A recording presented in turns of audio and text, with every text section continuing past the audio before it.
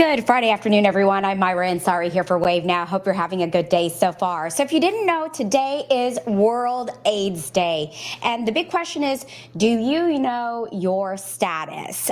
So today we are talking to Norton Healthcare, Dr. Paul Schulz, the infectious disease specialist there, about knowing your status and the importance of being screened for HIV. The Centers for Disease Control and Prevention recommends that all adults be tested at least once in their lifetime. For people with specific risk factors, the CDC recommends getting tested at least once a year.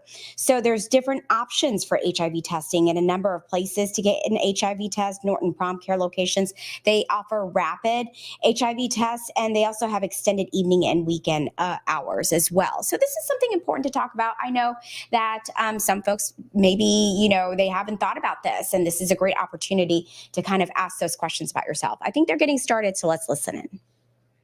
So let me just welcome Recording everyone. in progress. Thank you all for joining us. I did hit record. Is my heater making too much noise? No, sir, you're perfectly fine. So we are going to talk about World AIDS Day, and I want to thank everybody for joining us. Our provider for today, our expert on the subject matter, is Dr. Paul Schulz. Dr. Schulz, thank you for joining us today. Thank you. If you wouldn't mind, let's start for everyone by saying and spelling your first and last name. Paulschulz, Paul Schulz. And you're MD, and then you are an infectious diseases specialist. That's correct.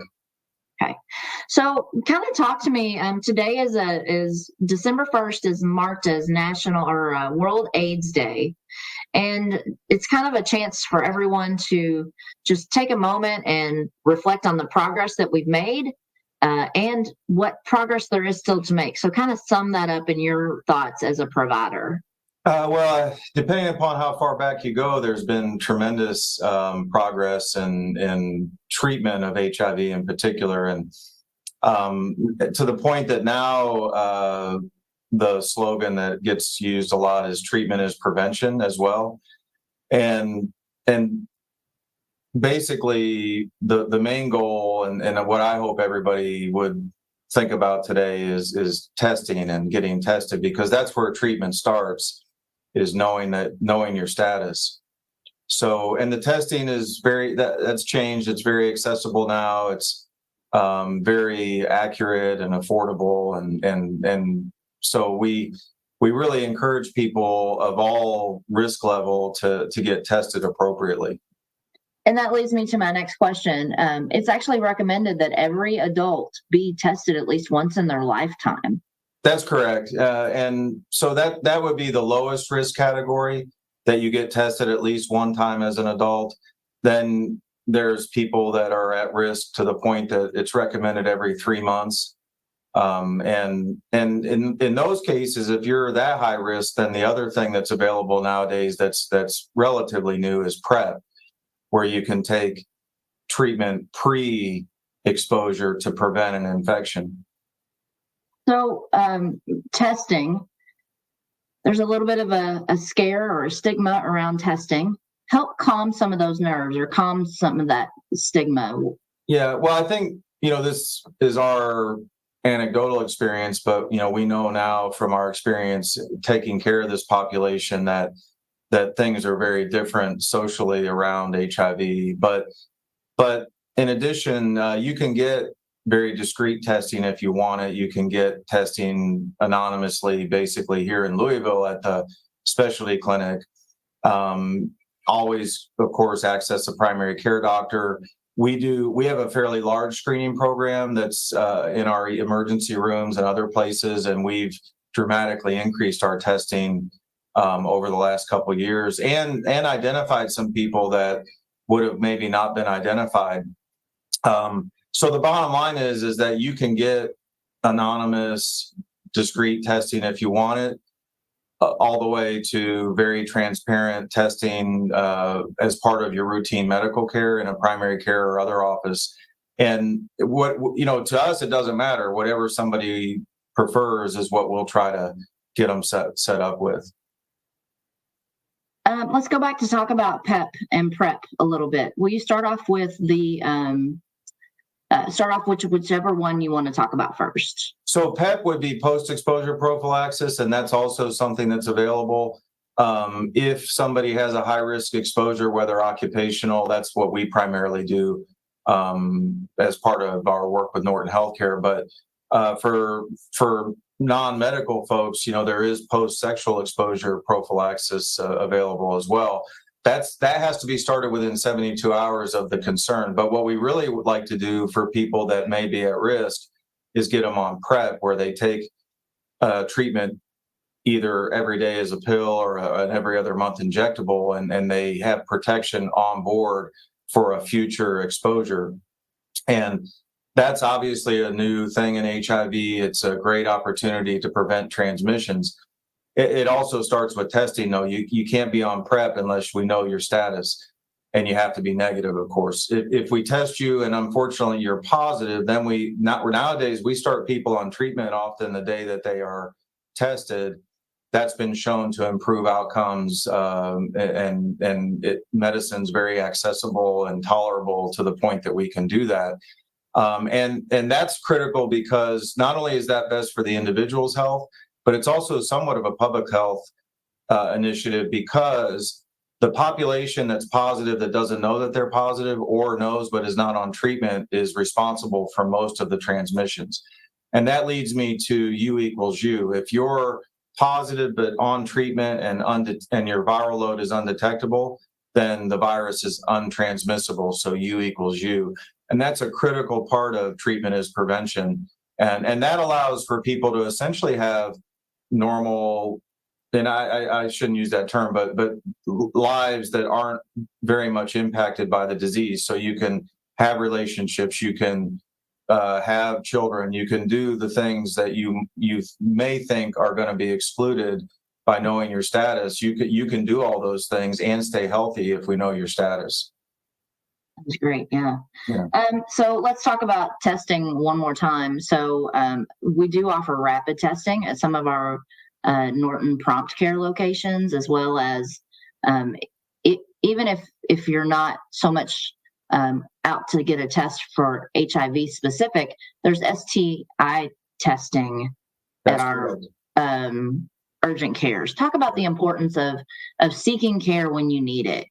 So for some people, as I mentioned earlier, routine STI testing is recommended. I mentioned the 3-month interval. For the folks that HIV testing is recommended every 3 months, of course, other STI testing is also recommended. One of the things that hasn't been publicized maybe as much as we would like is the current syphilis epidemic in the United States, and all, to a lesser degree, epidemics of gonorrhea and chlamydia. And that's fairly diverse and broad. In other words, the classic demographics that were impacted by that are changing, and so you may not think you're at risk, but you are. And getting tested, getting informed is really highly recommended. One thing that we advise people to do is make sure when you ask to be tested that you don't just say, I want to be tested for everything. Sometimes providers or algorithms don't include HIV testing, and mentioning that specifically can be very helpful to ensure that you get that done. And so my recommendation is that people that are at risk get that done whenever the opportunity presents itself, at the very least. And so that can be tagged on to other care, right? No different really than what's your cholesterol or your blood pressure. That really, for some people, needs to be part of their routine care. Fantastic. Anything I didn't ask you about before we open it up to our colleagues to ask them questions? I don't think so. I would like to say again, and I mentioned this specifically on treatment for HIV, but even PrEP is probably more accessible than the average person thinks it is. And so sometimes we hear, well, I didn't pursue that because I thought I wouldn't be able to afford it. It would be cost prohibitive. And we really encourage people to figure that out definitively rather than just assume, because there's a lot of ways that we can get people access to not only treatment, but PrEP as well. And that's a critical component of reducing HIV transmissions in the United States and the world, really. Thank you. All right. Do any of our friends have questions from the gallery?